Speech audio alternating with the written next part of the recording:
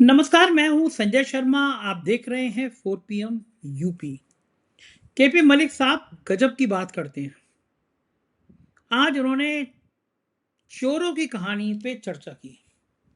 चोरों की कहानी मतलब चंपत राय और नृपेंद्र मिश्रा। भगवान राम के मंदिर में डकैत डालने और डकैती डालने वाले अब एक दूसरे की लानत मनानत कर रहे हैं। सोचिए आप, चंपत राय नृपेंद्र मिश्रा पे आरोप लगा रहे हैं, नृपेंद्र मिश्रा चंपत राय पे करा रहे हो। आप कहाँ खड़े हैं? आप बड़े बड़े बयानों में खड़े हैं। आप वंदे मातरम पे कांग्रेस ने ये कह दिया। चंदा चोरों ने क्या कर दिया इस पे चर्चा नहीं है। राम मंदिर की छत की दीवार लीक हो गई, पहली बारिश है, इस पे चर्चा नहीं है। अयोध्या में गुजराती ठेकेदारों ने क्या कांड कर दिया, इस पे चर्चा नहीं है। कांग्रेस ने वंदे मातरम के सिर्फ 2 छंद खाए, इस पे चर्चा है। देश का मुद्दा ये है, केवल और केवल हिंदू मुसलमान का नैरेटिव सेट करना। केपी मलिक जी से मैंने पूछा, क्या दीवार दरक रही है? उनका भी मानना था कि अब संघ और दिल्ली दरबार, यानी नागपुर दरबार और दिल्ली दरबार एक दूसरे के सामने आ गया है और ये जंग अभी बहुत आगे तक जाने वाली है। चलते हैं केपी मलिक के पास। आपसे रिक्वेस्ट है, चैनल को सब्सक्राइब करिएगा, जोरदार बातचीत जरूर सुनिएगा। 4 पीएम न्यूज नेटवर्क में बहुत बहुत स्वागत है केपी मलिक साहब आपका। आप रोज मेरी शर्ट की मजाक उड़ाते थे, मेरे कपड़ों की, लेकिन आज खुद आप बड़ी जोरदार शर्ट पहन के आए हैं, इसलिए आज आपको मेरी मजाक उड़ाने का कोई अधिकार नहीं है। बहुत बहुत स्वागत है आपका 4 पीएम न्यूज नेटवर्क में। संजय जी, मुझे लगता है अगर आप यूं कहते कि आपकी शर्ट मेरी शर्ट से सफेद कैसे, और थोड़ा मजा आता। लेकिन चलिए, अब मुझे तो वैसे ही लग रहा है पुरानी शर्ट है, निकाल के दे दी है हमारी पत्नी ने, तो हमने पहन ली है। लेकिन कुछ भी कहिए, आप शर्ट जोरदार आपकी है जी। क्या बात है, पास कर दिया आपने मुझे। चलिए फिर हमें सीधा मुंबई से अमेरिका चलते हैं। अमेरिका में बताइए, अमेरिकी लोग कैसे भारत के पीछे पड़े हुए हैं। एक ट्रम्प चचा हैं, हमारे विश्व गुरु ने सब नियम कायदे कानून नैतिकता ताक पे रख के उनके लिए क्या था, आपकी बात ट्रम्प सरकार। और एक ये ट्रम्प चचा हैं, वो विश्वगुरु के पीछे पहुंच गए और हमारे प्यारे प्यारे भागवत जी अमेरिका जा रहे हैं। और अमेरिका की संस्था में एक संस्था ने, प्रमुख संस्था ने आरएसएस पर प्रतिबंध लगाने की बात कह दी। ये लोह पुरुष की आत्मा अमेरिका तक पहुंच गई। सरदार पटेल ने प्रतिबंध लगाया था, है प्रियांक जी जो है वो कह रहे हैं कर्नाटक में प्रतिबंध लगना चाहिए। और अब अमेरिका में भी भागवत जी के पहुंचने से पहले अमेरिका में कह रहे हैं कि भैया इस संगठन पर प्रतिबंध लगना चाहिए। लगना तो चाहिए, वैसे हरकतें तो हैं भाई इन लोगों की, लेकिन ये अमेरिका में भागवत के पहुंचने से पहले ये हरकतें शुरू हो गई, ऐसी मांग शुरू हो गई। इस पे आपका क्या कहना है? संजय, देखिए, दो चीजें हैं इसमें। अगर हम देखें जिस प्रकार से देश में भारतीय जनता पार्टी की सरकार चल रही है, और जो तमाम एजेंसियां हैं, तमाम एनजीओज हैं, तमाम ग्रुप हैं, तमाम हमारी संस्थाएं हैं, उनकी साख जिस प्रकार से गिरी है, उससे आरएसएस भी कहीं बची नहीं है। आप ये देखिए, सुप्रीम कोर्ट के चीफ जस्टिस हमारे भारत में ही हैदराबाद में जाते हैं और छात्र विरोध कर देते हैं उनका। मुझे तो याद नहीं आता कि चीफ जस्टिस का कभी पहले इस तरह से विरोध हुआ हो। कोई छोटा मोटा विरोध कहीं हुआ मुझे ध्यान में नहीं आता, लेकिन इस तरह का विरोध होना। आप चुनाव आयोग के बारे में कभी इतनी खराब खराब टिप्पणी आपने सुनी हो? चाहे सीबीआई हो, चाहे ईडी हो, जिस प्रकार से आज सवाल उठ रहे हैं, तो उससे आरएसएस भी अछूता नहीं है। मोहन भागवत जी पहली बार विदेश जा रहे हैं, मोहन भागवत जी पहली बार इस तरह के कार्यक्रम में जा रहे हैं, ऐसा नहीं है। लेकिन इतना मुखर होकर इस प्रकार से का विरोध उस देश में होना, जहां पे आपने सही कहा कि चुनाव का प्रचार करने हमारे प्रधानमंत्री गए थे, और वो तो उनके परम मित्र हैं। वो तो कहते हैं कि भाई हमारे मित्र हैं ट्रंप साहब। वो तो आपने देखा ही था सिंदूर में, ऑपरेशन सिंदूर के तहत कितनी बढ़िया मित्रता उन्होंने निभाई थी। और वो अगर इनके जाने से पहले, इनका 25 तारीख से दौरा शुरू होगा और 29 तारीख को न्यूयॉर्क में जा रहे हैं, उससे लगभग 8-9 दिन पहले इस तरह की चर्चाएं होना और इस तरह का मैसेज देना जताता है कि स्थिति बहुत भयंकर है। और क्या ये वहां की बिना राजनीति के, बिना ट्रंप के इशारे के हो रहा है, या ट्रंप के इशारे पे हो रहा है? क्या ट्रंप की मानसिकता कुछ और है कि इसके बहाने भारत पे दबाव बनाया जाए, भारत की सरकार पे दबाव बनाया जाए? क्योंकि उनको भी भली भांति पता है कि आरएसएस भारतीय जनता पार्टी की और मोदी को निर्देश देने का कार्य करती है। तो अगर हम वार करेंगे, अगर हम दबाव डालेंगे मोहन भागवत पे, तो एक दबाव एक हिसाब से मोदी पे होगा, भारत की सरकार पे होगा। तो क्या इस तरह की मानसिकता लेके अमेरिका की सरकार चल रही है या अमेरिका की जनता चल रही है। क्योंकि आपके देश में अगर कोई इस तरह का विरोध प्रदर्शन होता है, तो उसके पीछे ये माना जाता है कि कहीं न कहीं सरकार की ढील है और वो एक संगठन है और वो संगठन कहने के लिए आज़ाद संगठन है, लेकिन बिना सरकार के कोई संगठन इतनी बड़ी बात करेगा, इस तरह की चीज़ें करेगा। हालाँकि जिन्होंने विरोध किया है, वो संगठन के सेक्रेटरी हैं या अध्यक्ष हैं, वो पाकिस्तानी मूल के व्यक्ति हैं, वहाँ डॉक्टर हैं। लेकिन कोई भी हो, बयान उनका संस्था की तरफ से आया, निजी तौर पे बयान नहीं आया है। तो मुझे लगता है कि भारत के लिए एक बड़ा झटका है और जिस प्रकार से हम अमेरिका के साथ दोस्ती का हाथ बढ़ा रहे हैं और लगातार ढोल पीट रहे हैं दोस्ती का, उस ढोल में कहीं न कहीं छेद होता हुआ दिखाई दे रहा है संजय जी। जी। मलिक साहब, ये कहा जाता है कि आरएसएस को अमेरिका से बड़ा चंदा मिलता है, इसीलिए आरएसएस कभी भी अमेरिका के खिलाफ बोलता नहीं है। बड़ा हिंदूवादी हैं, हर हिंदू का अधिकार है, हर हिंदू की रक्षा करना है, बड़े-बड़े लंबे डायलॉग बोलते हैं आरएसएस वाले। और जब ट्रम्प चचा भारतीयों को हथकड़ी और बेड़ी लगा के वापस कर रहे थे जहाज से, तो ना तो इनके परम प्रिय शिष्य नरेंद्र मोदी की आवाज़ निकली और ना मोहन भागवत की निकली कि भाई तुम क्या गुनाह कर रहे हो कि किस तरह इस तरह भारतीयों को वापस कर रहे हो। सब खुश हो चुप हो गए। क्या लगता है कि भागवत जी का कुछ अमेरिका से ज़्यादा टाँका भिड़ा हुआ है? संजय जी, आप पुरानी बात बता रहे हैं कि जो डिपोर्ट किया गया था भारतीयों को, अभी लेटेस्ट है कि 5,000 लोगों को चंद दिनों के अंदर भेजा गया है भारत में वापस और कानो-कान खबर नहीं है लोगों को। अमेरिका लगातार वो कार्रवाई कर रहा है। हम तो चुपचाप बैठे हैं, हम तो कुछ बोल ही नहीं रहे। चाइना हमारी ज़मीन दबा लेता है और हम कहते हैं कुछ नहीं हुआ। ऑपरेशन सिंदूर में हमारे जाबाज शहीद हो जाते हैं, हम कहते कुछ नहीं हुआ। अमेरिका से हमारे लोगों को बेइज्जत करके निकाला जाता है, हम कहते कुछ नहीं हुआ। तो हम तो कह रहे हैं कुछ हुआ ही नहीं है। आरबीआई की रिपोर्ट आ रही है कि आरबीआई ने सोना बेच दिया। हमारी सरकार और आरबीआई कह रहा नहीं कुछ नहीं हुआ। हमने तो 1 ग्राम भी सोना नहीं बेचा। तो आप क्या-क्या, कहां-कहां देखेंगे? इनको तो समझ में आ गया है कि झूठ बोल के निकल लीजिए और वो झूठ जब खुलेगा, खुलता रहेगा, तब तक तो गंगा में बहुत पानी बह चुका होगा। आप ये देखिए कि ये जो समाचार आज आया है, ये किस ओर इंगित करता है, इशारा क्या करता है? एचडीएफसी बैंक के बोर्ड मेंबर में शामिल हुए हैं आपके परम मित्र पुराने राजीव कुमार जी, जो चुनाव आयोग में सेवा दे के गए हैं और आज ही खबर आई है कि एलआईसी से कहा गया कि जो आपके शेयर हैं करीब 3% एलआईसी में, एचडीएफसी बैंक के पास जो 3% हैं, उनको बढ़ाइए और लगभग 10% करिए उसको। 10% पूरा नहीं कहा कि हल्ला ना मच जाए। 9.99 उसमें अपनी वो बढ़ाइए आप, शेयर बढ़ाइए। तो आप ये देखिए कि एलआईसी जो है अपना पैसा एचडीएफसी बैंक को देगी, प्राइवेट बैंक है और वहां राजीव कुमार जी बैठे हुए हैं। ये मैं निजी तौर पे आपको बता रहा हूं, अभी कोई इस तरह की बड़ी खबर नहीं आई है। खाली इतनी सूचना है कि निर्देश दिया गया है। ये निर्देश देने वाला कौन है? एचडीएफसी बैंक से क्या होगा?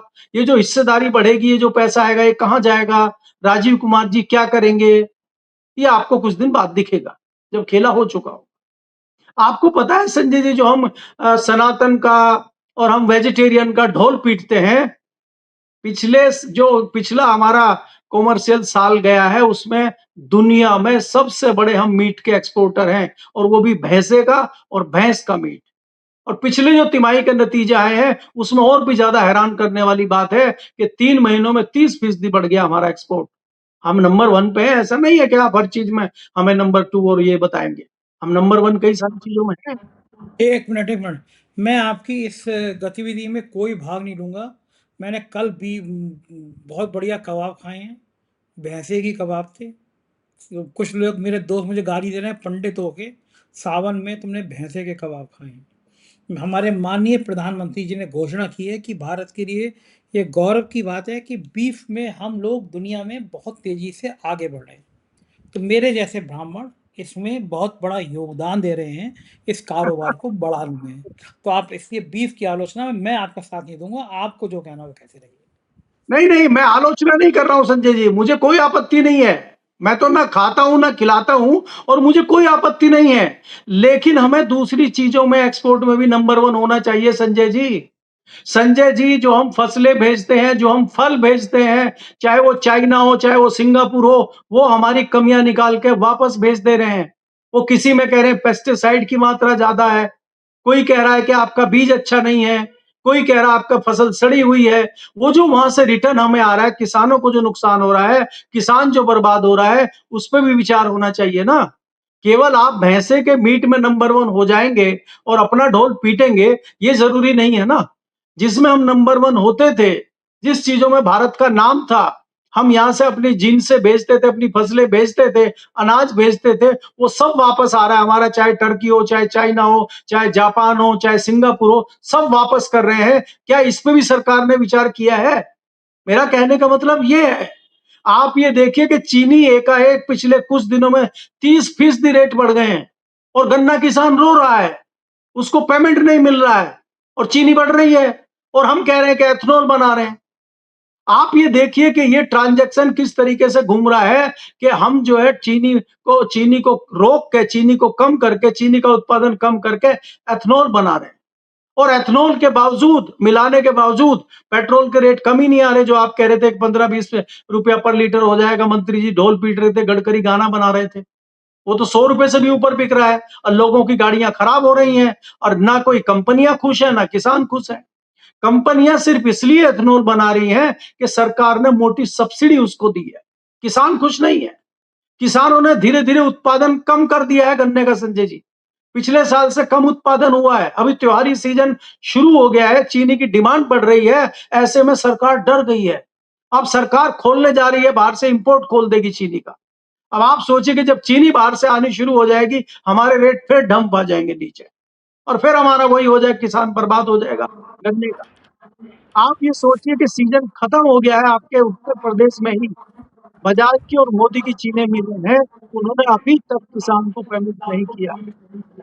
और किसान का दुर्भाग्य देखिए कि उसके जो रेट है, उसके जो दाम है, वो भी तय सरकारें करती हैं। जो उसका प्रोडक्ट है, वो प्रोडक्ट की कॉस्ट क्या आएगी, ये तय करने वाला दूसरा व्यक्ति है। एक हलवाई होता है जो समोसा बनाता है, वो कहता है 8 रुपए खर्च हुए हैं, 8 रुपए की लागत आई है मेरे समोसे की, अब मैं 10 रुपए का समोसा बेचूँगा, 2 रुपए का मुझे लाभ प्राप्त होगा और मैं अपने रेट पे 10 रुपए समोसा बेचूँगा। किसान कह रहा है मेरा गन्ना उगाने में 600 रुपए का लागत आ रही है और गन्ना सरकार कह रही है नहीं, आप 500 रुपए बेचोगे, 100 रुपए नुकसान में आप बेच। तो ये सरकार की नीतियां हैं गन्ना किसान को बर्बाद करने के लिए। तमाम किसान दूसरी फसलें करते जा रहे हैं। आपने सारी फसलें बदल बदल के लोगों का नाश कर दिया।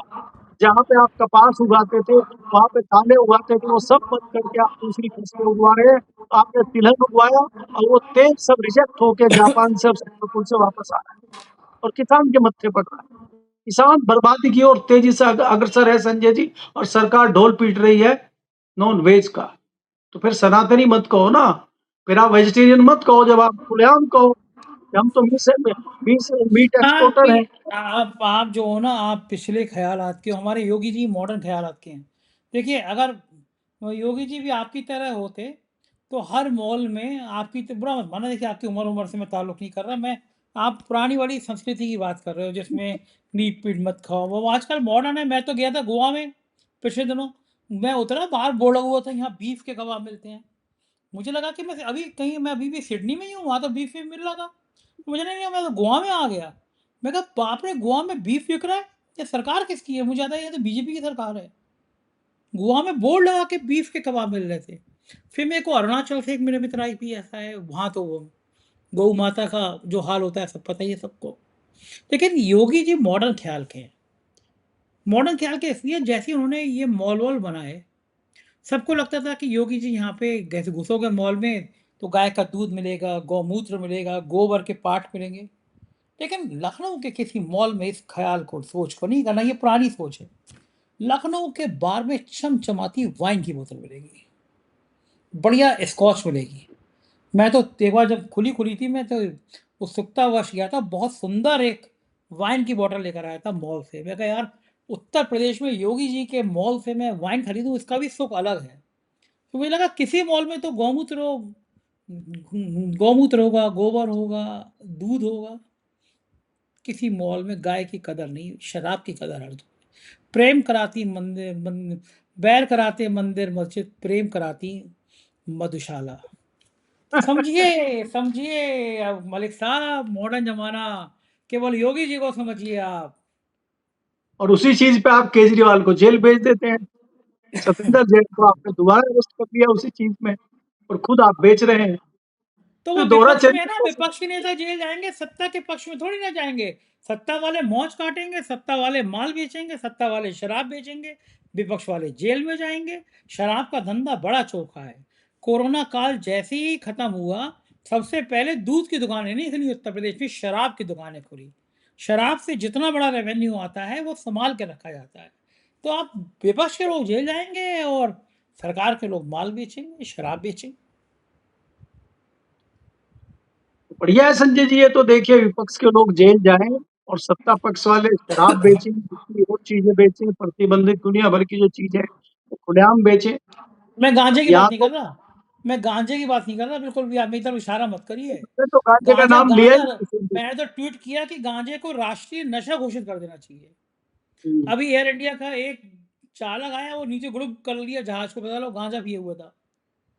नहीं कुंभ तो के संजय जी, मेले हमारे में तो कुंभ के प्रतिबंधित है मेले तो में मैं बड़े। आज तक नहीं समझ पाया मलिक साहब, साधु संतों को नशे की जरूरत क्या है? क्या परमात्मा का नशा कम है? जिसके दिमाग में परमात्मा का नशा आ जाए, तो फिर किसी और नशे की जरूरत क्या है? लेकिन वो वहां पे परमात्मा का नशा हो नहीं रहा ना। चिलम तुम्हारा चिलम पी रहे हैं, वो गांजा फूक के पी रहे हैं, वहां पे चरण छू रहे हैं वो उनके, कि इन गजेड़ियों को हम महात्मा माने, इन गजेड़ियों को हम आध्यात्मिक गुरु माने। क्या हम कैसे, मतलब हम डरते हैं बोलने में। हमें कहना चाहिए बाबाओं से कि तुम काहे के बाबा हो भाई, नशा क्यों कर रहे हो, गांजा क्यों पी रहे हो? और इतना ही अगर गांजे में भक्ति है, तो गांजा को राष्ट्रीय नशा घोषित कर दो। हर घर में एक गांजे की चिलम रखनी चाहिए। जिस घर में गांजे की चिलम नहीं, वो घर भारतीय संस्कृति का प्रतीक नहीं। भाई जो हमारे महात्मा करते हैं वही तो हमें करना चाहिए। महात्मा कर रहा था, हमें भी यूं करना चाहिए। नहीं, महात्मा कह रहे हैं ना कि वो तो शिव के पद चिन्हों पे चल रहे हैं, भगवान शिव भी करते थे, ये अरे कहते हैं, हमने अरे तो एक वो देखा नहीं। एक वो महामंडलेश्वर हैं कैलाशानंद, हरिद्वार में। सारे मंडलों के वो अध्यक्ष हो गए हैं महामंडलेश्वर जी। मुझसे एक बार कह रहे थे, संजय जी मुझे सपोर्ट करना चाहिए तुम्हें। मैंने कहा क्यों? बोले इसलिए करना चाहिए, हरिद्वार में या तो यादव है या ठाकुर है महात्मा, ब्राह्मण में मैं हूँ और एक दो और हैं। उन्होंने मुझसे पंडित बैंक के लगाया। मैंने कहा कैलाशानंद जी, ब्राह्मण तो मुझे ब्राह्मण मानते ही नहीं है। कुछ लोग कहते हैं हम शर्मा लिखते हो, लेकिन वो बड़े ही हो या कुछ और हो। तो मैं कहता हूँ हाँ, तुम जो समझो वो अच्छा। तुम्हारे अंदर कोई लक्षण ही नहीं है, तुम शराब भी पी लेते हो, तुम मांस भी खा लेते हो। मैंने कहा भाई मैं कोई दिखावा नहीं करता, जिंदगी बिल्कुल स्पष्ट तरीके से जो हूँ वो सामने हूँ। मैं कोई नौटंकी में यकीन नहीं करता। मैं कहा आप महात्माओं के पंडित बात क्यों निपटा रहे हो? अब वो महामंडलेश्वर जी कंगना रनौत को हेलीकॉप्टर में घुमा रहे थे। मैंने माथा पकड़ लिया कि भगवान जी की जगह ये कंगना रनौत पे क्यों फिदा हो रहे हैं। फिर मैंने देखा वही महामंडलेश्वर जी कुंभ के मेले में अमित शाह के ऊपर जल चढ़ा रहे हैं। फिर वो अंबानी के घर में बैठे हुए हैं, उनके चेले कर रहे हैं आज अंबानी जी के घर पर महामंडलेश्वर। मैंने कहा यार इनकी आत्मा तो धंधे में लगी हुई है, जमीन के कब्जा करा रहे हैं भाई साहब। फिर हम्म। अंबानी आए, उनके ऊपर जल चढ़ा रहे हैं। तो मैंने कहा अपने वीडियो में कि तुम जिनके चरण छूते हो वो दूसरों के ऊपर जल चढ़ा रहे हैं। वो अंबानी पे अमित शाह पे चढ़ा रहे हैं, तुम डायरेक्ट चढ़ाओ ना, इनकी जरूरत क्या है? हम्म। लेकिन भैया महंत तो है अयोध्या के, और चंपत राय ने कर दिया कमाल। नृपेंद्र मिश्रा की कर दी बैंड बजा दी। दो चीजें साफ हो गई, चंपत राय आरएसएस के आदमी और नृपेंद्र मिश्रा मोदी के आदमी, सब जानते हैं। पूरा ट्रस्ट संघ का अध्यक्ष चेयरमैन मोदी का। जो टीवी दिल्ली के टीवी चैनलों ने चंपत राय की खिंचाई करी, तो आरएसएस को समझ आ गया कि मोदी जी भागवत जी से अपना हिसाब सेट कर रहे हैं। तो उन्होंने कहा हम बताते हैं हिसाब कैसे सेट किया जाता है।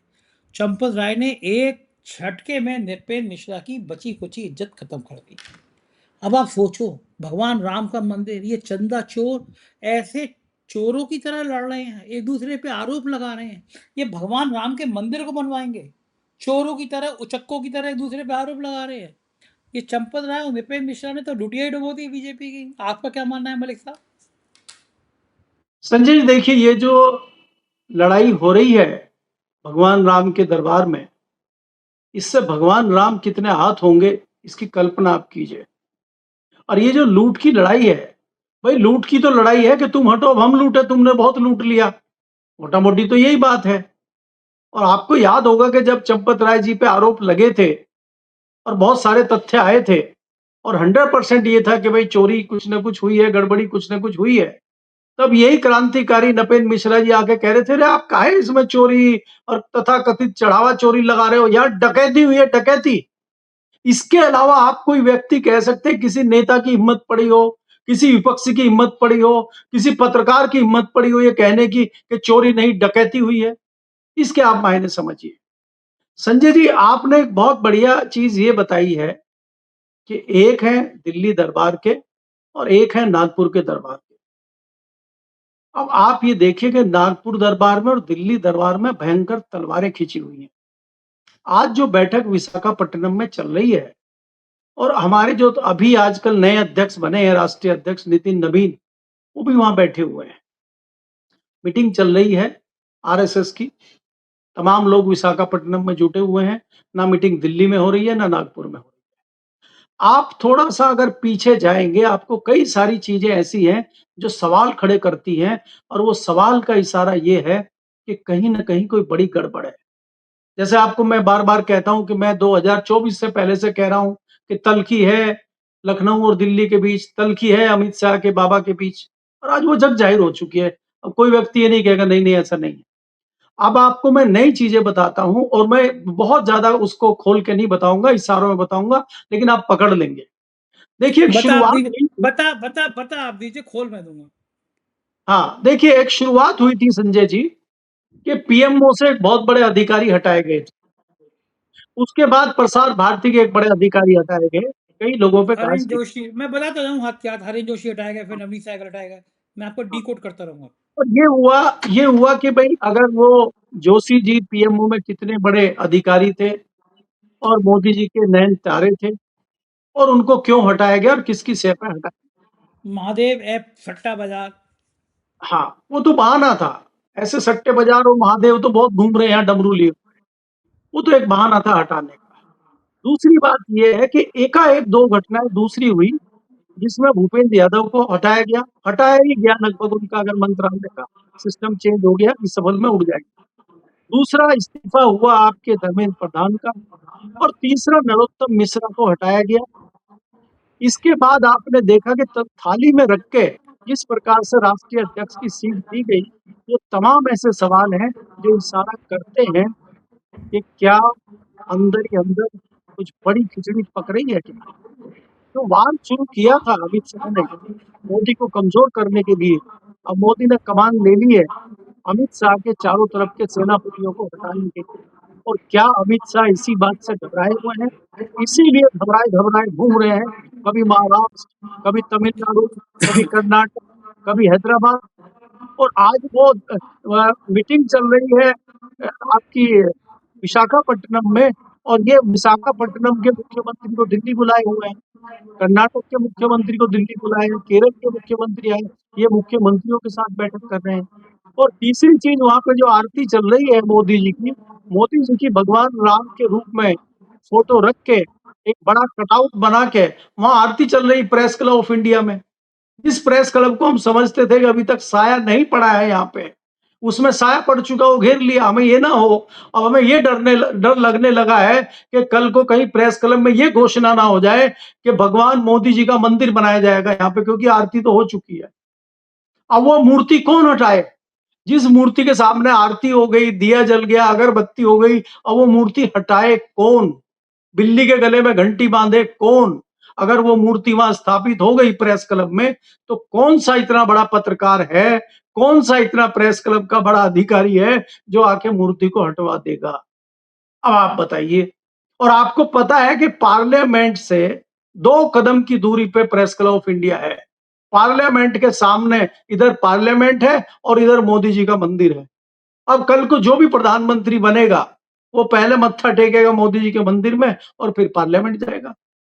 तो अगर ये हो गया, तो इसको कौन रोकेगा आज के ज़माने में?